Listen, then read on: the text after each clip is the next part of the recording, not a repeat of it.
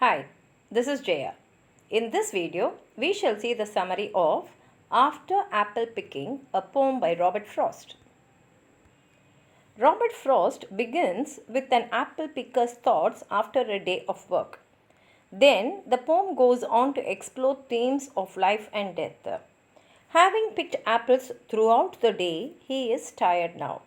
He tells that his long ladder still stands sticking through a tree, rising high towards heaven.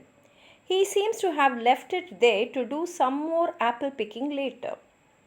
My long two-pointed ladder sticking through a tree toward heaven still, and there's a barrel that I didn't fill beside it, and they may be 2 or 3 apples I didn't pick upon some bough, but I am done with apple picking now.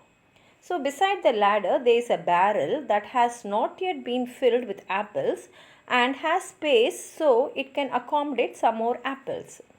A few apples may still have been left on the branches of the tree unpicked. He is tired of apple picking and does not feel like doing this work anymore. Essence of winter sleep is on the night, the scent of apples. I am drowsing off. I cannot rub the strangers from my sight I got from looking through a pane of glass I skimmed this morning from the drinking trough, and held against the world of hoary grass. Hoary grass means a grass which is covered with snow. And he says he feels tired, and the scent of apples, which is actually the essence of winter sleep, causes drowsiness to him. And while falling asleep, he recollects the sense of strangeness that was experienced by him at the sight he saw in the morning by looking through a sheet of ice which he had picked up from his drinking trough. He looked at the grass covered with snow through this sheet. It seems as if he was in a confused state of mind because of the onslaught of sleep on him that sent him into a trance in which everything seemed to have been blurred or made indistinct to view. It melted and I let it fall and break. But I was well. Upon my way to sleep before it fell, and I could tell what form my dreaming was about to take. The sheet of ice melted, and he allowed it to fall down from his hands and break into pieces. However, before it fell down, he was just on the verge of falling asleep. In this sleepy state, he was able to tell what kind of dreams he was about to see in his sleep. Magnified apples appear and disappear, stem end and blossom end, and every fleck of russet showing clear. My instep arch not only keeps the ache, it keeps the pressure of a ladder round. I feel the ladder sway as the bows bend. Then he describes his dream. The dream comprises of apples of an enlarged size appear and disappear at the end of the stem and at the end of the flowering part of the tree. He sees even the tiniest apples and their colors clearly in the dream. His feet feels pain and the pressure of the ladder round. As he picks the apples, the bows bend down, and with their movement, the ladder also seems to sway.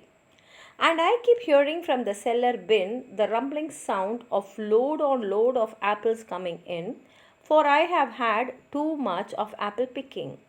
I am overtired of the great harvest I myself desired. They were 10,000 fruit to touch, cherish in hand, lift down, and not let fall. From the cellar bin, he keeps hearing the rumbling sound of carts carrying load on load of apples. There is an abundance of apples, and there are tens of thousands of them for him to touch, admire, and to pick carefully and not let any of them fall down on the ground. Since he has already done enough of apple picking, he feels overtired with the bumper harvest he has himself desired so much in the past. He does not want anything to do with the apples now. For all that struck the earth, no matter if not bruised or spiked with stumble, went surely to the cedar apple heap as of no worth. The apples are not to be allowed to fall from his hands, because if they fall down, they will be treated as discarded and set aside in heaps to be used for making cedar and as not worthy to eat, whether they are discarded, or whether when the falling down, no, if it has damaged the fruit, that does not matter. If the apple falls down itself, it is considered as though it is discarded. One can see what will trouble this sleep of mine, whatever sleep it is, were he not gone. The wood chunk is actually a rodent like rats and rabbits.